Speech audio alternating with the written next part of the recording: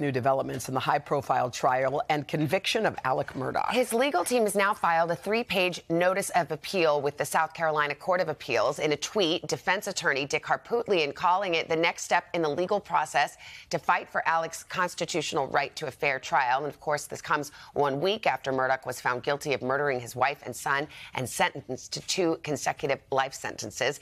Here to break it all down, NBC senior legal correspondent Laura Jarrett. Okay, so, Laura, this is not the appeal itself. Right. This is the notice to appeal. It's a placeholder. Did we learn how the defense plans to appeal? What grounds? Well, I should say, first off, they're facing a pretty uphill battle on this. These almost never get overturned, especially when you have a jury verdict that's heard this much evidence over a 6-week trial. It's rare. Having said that, they're going to focus on the fact that the judge let in all of that evidence of the financial crimes, that he had all of this motive to commit these murders. Now, again, it's going to be hard to prove that you could actually get a new trial on that because it's not clear that the financial evidence even made a difference. You talked to the jurors. What did they say? The key was the fact that he was on videotape near the scene of the crime just before the murders. And so the judges on appeal are going to look at this and say it's not clear that the financial evidence would have made any difference. Yeah, I mean, that's the issue with an appeal. Not only do you have to show that there was a mistake, a legal mistake made by the judge by letting in this evidence, you also have to show that it made a difference. It's the whole concept of,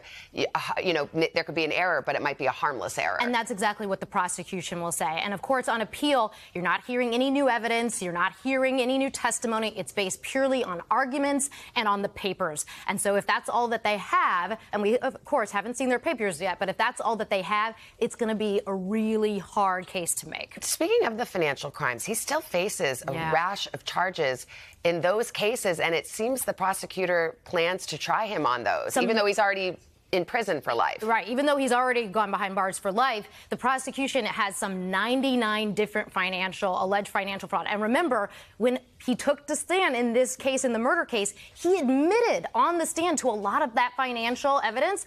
All of that would come in a subsequent trial, and that was part of the danger. Now, of course, he made the calculation that hopefully he would not have been convicted, but now that he has, and the prosecution wants to go after him for that financial fraud in front of the very same judge that has sentenced him to life in prison, again, a hard case. Perhaps he'll strike a plea deal on that, and the prosecution won't go forward. But if there were a plea deal on the criminal case with regard to the financial, there might be an implication for some civil cases that could be pending against him. Exactly. And it's unclear exactly where those stand, and a lot of them still remain pending. All right, we'll watch what happens with this appeal. Laura, thank you very much. Sure. Hey, thanks for watching. Don't miss the Today Show every weekday at 11 a.m. Eastern, 8 Pacific on our streaming channel, Today All Day.